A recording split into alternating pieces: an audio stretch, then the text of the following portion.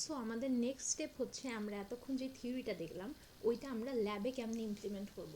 So থিওরিতে তো আমরা অনেক বিশাল বিশাল থিওরিগুলো দেখলাম যে আমাকে এটার ফ্রিকোয়েন্সি স্পেকট্রাম কেমন হয়, ওখান থেকে কেমনে আমি আবার সিগন্যাল রিট্রিভ করি, লটস অফ থিংস।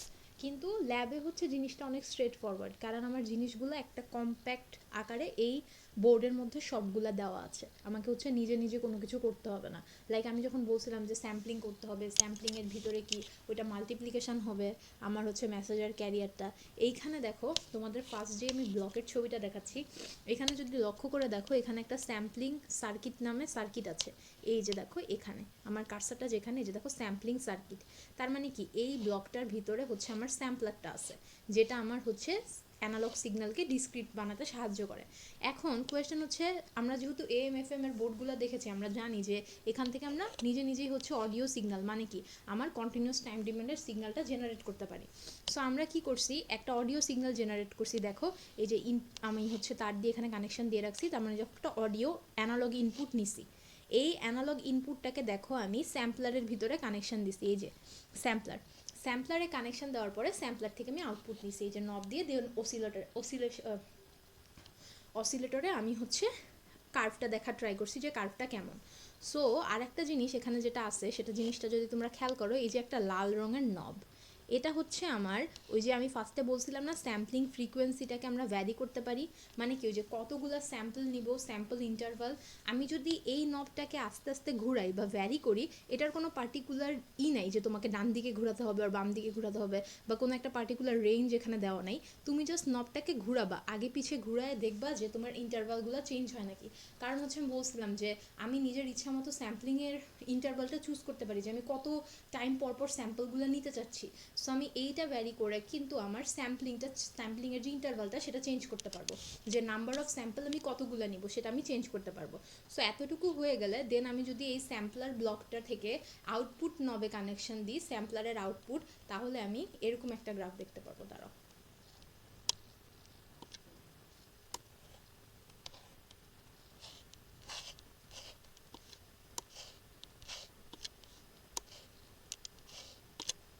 এই যে দেন আমরা এই যে এরকম একটা আউটপুট দেখতে পারবো। এটা ছিল আমার এই যে উপরের যে সিগন্যালটা ছিল সেটা হচ্ছে আমার অডিও সিগন্যাল, যেটা আমি হচ্ছে বোর্ড দিয়ে জেনারেট করছিলাম। আর নিচের যে সিগন্যালটা দেখা যাচ্ছে এটা হচ্ছে আমার স্যাম্পলারের আউটপুট।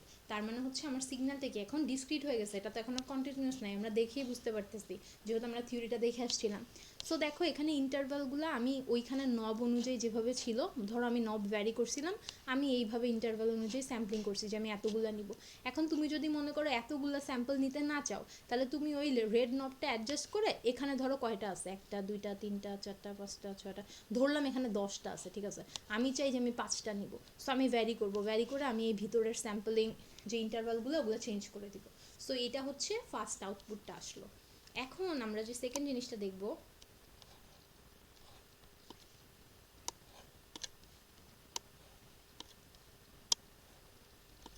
সেটা হচ্ছে, দেখো এই সেম ব্লকেই এখানে যে স্যাম্পলার সার্কিটটা আছে এটার নিচে দেখো একটা নব আছে স্যাম্পলিং অ্যান্ড হোল্ড। এখন এই স্যাম্পলিং অ্যান্ড হোল্ডের কাজটা কি, আমি যখন একটা অ্যানালগ সিগন্যালকে ডিসক্রিট সিগন্যালে কনভার্ট করতেছি, অ্যানালগ সিগন্যালে কি প্রত্যেকটা টাইম মানে একটা ন্যানো সেকেন্ড টাইমের জন্যও কিন্তু ওর একটা অ্যাম্পলিটিউড আছে, হোক সেটা অত বেশি ভ্যারি করতেছে না কিন্তু কিছু একটা সার্টেন ভ্যালু আছে।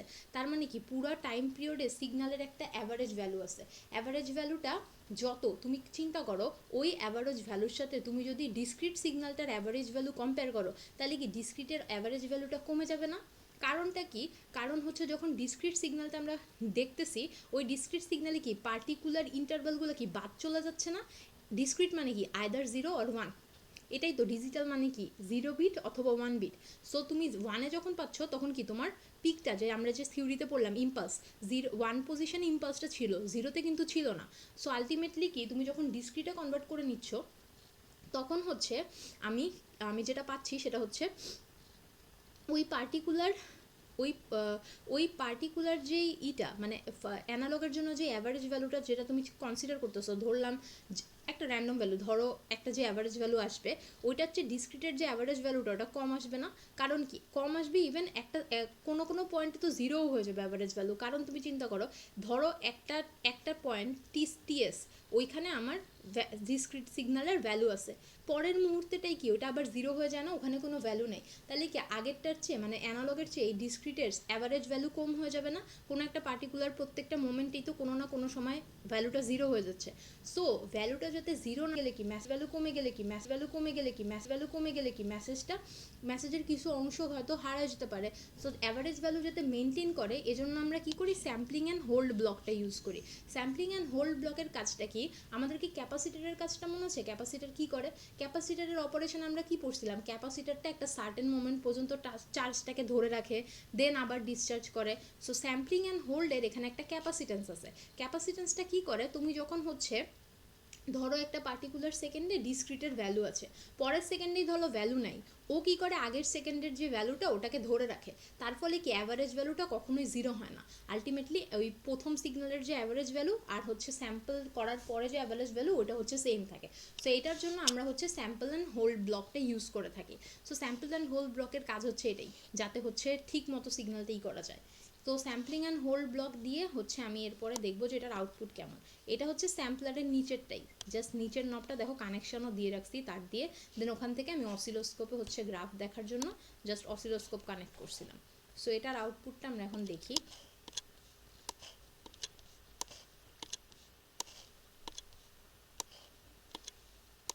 আচ্ছা, এই দেখো এটা হচ্ছে আমার আউটপুটটা।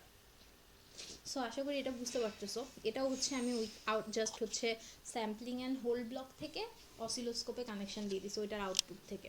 সো এটা আসলো। এখন আমি স্যাম্পলিং অ্যান্ড হোল্ডের আউটপুট পেয়ে গেছি। এখন হচ্ছে আমার কাজ হচ্ছে আমাকে এইটাকে কি লো পাস ফিল্টার দিয়ে পাস করতে হবে, যেটা আমরা থিওরিতে দেখছিলাম। পাস করার পরেই তো আমি অরিজিনাল যে অ্যানালগ সিগন্যালটা ওইটা পাবো। সো আমরা যদি বোর্ডটার দিকে আরেকবার খেয়াল করি তাহলে আমরা দেখতে পাবো এই বোর্ডে কিন্তু আমাদের দুইটা লো পাস ফিল্টার আছে। দাঁড়াও তোমাদেরকে বোর্ডটাতে আমি ভালো মতো দেখাই। দেখো এখানে দেখো লেখা আছে second order low pass filter. আমার কার্সারটা যদি দেখি খেয়াল করা যায়, যদিও ছবিটা অনেক ছোট, দেখো লেখা আছে second order low pass filter, আর নিচে দেখো নিচের ব্লকটা হচ্ছে fourth order low pass filter. So আমরা থিওরিতে কি দেখছিলাম, আমরা হচ্ছে স্যাম্পলিংয়ে যে আউটপুটটা পাচ্ছিলাম সেটাকে আমরা হচ্ছে কি লো পাস ফিল্টারে ফিড করতেছিলাম। সো এইখানে আমরা যেটা কাজ করব, স্যাম্পলিং অ্যান্ড হোল্ড যেহেতু ওটা বেশি ইফিশিয়েন্ট, আমরা ওইটার আউটপুটটাকে ফার্স্টে সেকেন্ড অর্ডার যে লো পাস ফিল্টারটা আছে না ওইটাতে আমরা হচ্ছে দিয়ে দেখবো আউটপুটটা কি আসে। সো দেখো আমি স্যাম্পলিং থেকে আউটপুটটাকে লো পাস ফিল্টারে দিছি, এখন আমি দেখবো হচ্ছে আউটপুটটা কেমন আসে। সো আমি ওইটার আউটপুট থেকে অসিলোস্কোপে চ্যানেল কানেক্ট করছি। সো এখন আমরা হচ্ছে ওইটা দেখবো যে আউটপুটটা আলটিমেটলি কি আসতেছে, আমার অরিজিনাল যে অ্যানালগ সিগন্যালটা ওইটা কি পাচ্ছি না। সো দেখা যাচ্ছে দেখো সিগন্যালটা না অনেকটা হচ্ছে রিপেল আছে, সেকেন্ড অর্ডার দেওয়ার পরেও কিছু সংখ্যক রিপেল থেকে গেছে, কিন্তু আমার অ্যানালগ সিগন্যালটাতে তো কোনো রিপেল ছিল না, একেবারে স্মুথ সাইনোসয়েডাল সিগন্যাল ছিল। এজন্য আমরা কি করব, এটাকে হচ্ছে আর একটা ফোর্থ অর্ডার লোপাস ফিল্টার দিয়ে পাস করাবো। এখন যদি আমি ফোর্থ অর্ডার লোপাস ফিল্টারের কানেকশন একই, আমি হচ্ছে আগেরবার স্যাম্পলিং থেকে জাস্ট সেকেন্ড অর্ডারে ইনপুটে কানেকশন দিছিলাম, এখন আমি স্যাম্পলিং থেকে জাস্ট ফোর্থ অর্ডারের যে ইনপুটটা লোপাসের ওইখানে কানেকশন দিয়ে অসিলোস্কোপ থেকে আউটপুট নিছি।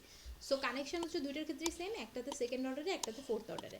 সো দেখো ফোর্থ অর্ডারের ক্ষেত্রে দেখো উপরের যে স্যাম্পলিং অ্যান্ড হোল্ডের স্যাম্পলিংয়ের যে ইটা ওইটার থেকে নিচের যে আউটপুটটা দেখো অ্যানালগ মানে যেটা হচ্ছে অরিজিনাল অ্যানালগ সিগন্যালের মতো দেখতে, মানে হচ্ছে আগের মতো কোনো রিপল নেই। দেখো এই যে নিচের সিগন্যালটা যদি খেয়াল করি এটা হচ্ছে আমার লোপাস ফিল্টারের যে আউটপুটটা সেটা, এই যে ফোর্থ অর্ডার লোপাস ফিল্টারের আউটপুটটা এই যে কার্সার যেখানে দেখা যাচ্ছে এটা। সো দেখো এটা কিন্তু আমার যে মেসেজ সিগন্যালটা ছিল অরিজিনাল মানে হচ্ছে অডিও সিগন্যাল ওইটার মতো দেখতে। সো আলটিমেটলি কি আমি যে থিওরি বলছিলাম ওইটা দিয়ে অনেক ইজিলি হচ্ছে আমি এটা দেখে ফেলতে পারলাম যে এইভাবে আসে। এখন আর একটা জিনিস দেখতে পারি আমরা, সেটা হচ্ছে এই বোর্ডের মধ্যে একটা নব আছে, সেটা হচ্ছে এই যে duty cycle detector, duty cycle selector. So এইটার কাজ কি, এইটার কাজটা হচ্ছে তুমি যখন আমাদের স্যাম্পলিং অথবা স্যাম্পলিং অ্যান্ড হোল্ড পর্যায় থেকে তুমি না স্যাম্পলিং থেকে তুমি যদি লো পাস ফিল্টারগুলোতে যখন কানেকশন দিচ্ছিলা, কানেকশন দেওয়ার পর তুমি যখন হচ্ছে অ্যানালগ সিগন্যালটাকে রিট্রিভ করার ট্রাই করতেছিলা, মানে হচ্ছে যখন যেই পোর্শনে ওই পর্যায়ে তুমি যদি ডিউটি সাইকেলটা ভ্যারি করো তাহলে দেখা যাবে কি অনেক তাড়াতাড়ি সিগন্যালটা হচ্ছে অরিজিনাল অ্যানালগের মতো হয়ে যাবে। এখন ডিউটি সাইকেল ভ্যারি করারও একটা লিমিট আছে, তুমি যদি চিন্তা করো না আমি 100% ডিউটি সাইকেল দিয়ে রেখে দিব, তাহলে তো আসলে কোনো কিছু লাভ হলো না, কারণ তুমি পুরো প্রসিডিওরটা তার মানে কখনো কি এটা পসিবল যে একটা সিগন্যালের টি অন 100%, মানে কি সব সময় অন থাকবে, কোনো টি অফ নাই? তাহলে তো আলটিমেটলি সিগন্যালটার মানে আমরা যেই কারণে স্যাম্পলিং করলাম ওইটার কোনো পারপাসটাই সার্ভ হইলো না, আলটিমেটলি ইফিশিয়েন্টও হইলো না, আর হচ্ছে কস্ট ইফেক্টিভও হইলো না। সেম গোজ ফর হচ্ছে ওই যে স্যাম্পলিংয়ের যে ফ্রিকোয়েন্সি অ্যাডজাস্টমেন্ট নবটা, যেটা হচ্ছে ফার্স্টে বোর্ডে দেখাইছিলাম একটা রেড রঙের যে নবটা, সেটাও বলছিলাম না ভ্যারি করে হচ্ছে নাম্বার অফ স্যাম্পল তুমি বাড়াতে কমাতে পারবা। এখন তুমি চিন্তা করলা যে আমি হচ্ছে এত কস্ট ইফেক্টিভ একটা সিস্টেম বানাবো যে আমি 2টা মাত্র স্যাম্পল পাঠাবো, এমনভাবে ভ্যারি করলা যে পুরো সাইনোসয়েডটার মধ্যে 2টা ডিসক্রিট মানে একটা একটা পর্যায়ে শুধু 2টা স্যাম্পল নিছো তুমি। আলটিমেটলি কি তোমার পারপাস কি সার্ভ হবে? হয়তো বা তুমি তাড়াতাড়ি ওটাকে ট্রান্সমিট করতে পারবা, তোমার খরচ কম হবে, কিন্তু আলটিমেটলি কি মেসেজ হারায় যাবে না? কারণ এত কম স্যাম্পল নিলে কি যেই ডাটাটা আমার অরিজিনাল অডিও সিগন্যালে ছিল ওইটা কি আমার মেসেজ মানে যখন আমি ডিসক্রিট করছি ওইটার মধ্যে থাকবে? অবভিয়াসলি থাকবে না। সো আলটিমেটলি যখন রিসিভার সেটা শুনবে ও কি মানে হয়তো ভাঙা কিছু শুনবে, মানে লাইক আমি একটা কথা বলছি ওইটার কোনো একটা হাফ পোর্শন শুনবে বা কিছু শুনবে না, সো ইনফরমেশন লস্ট হয়ে যাবে। সো ডিউটি সাইকেল ডিটেক্টর আর স্যাম্পলিংয়ের যে অ্যাডজাস্টমেন্ট নব ওই দুইটাই আমরা ভ্যারি করব, কিন্তু আমরা একটা সার্টেন লিমিটের মধ্যে ভ্যারি করব, নট নেসেসারি যে আমি একেবারে ফুল দিয়ে রাখবো যাতে হচ্ছে তাড়াতাড়ি হয়ে যায়, তাহলে আমার কোনো পারপাসই সার্ভ হচ্ছে না। সো আলটিমেটলি আমরা হচ্ছে এই ল্যাবে এগুলাই দেখছিলাম।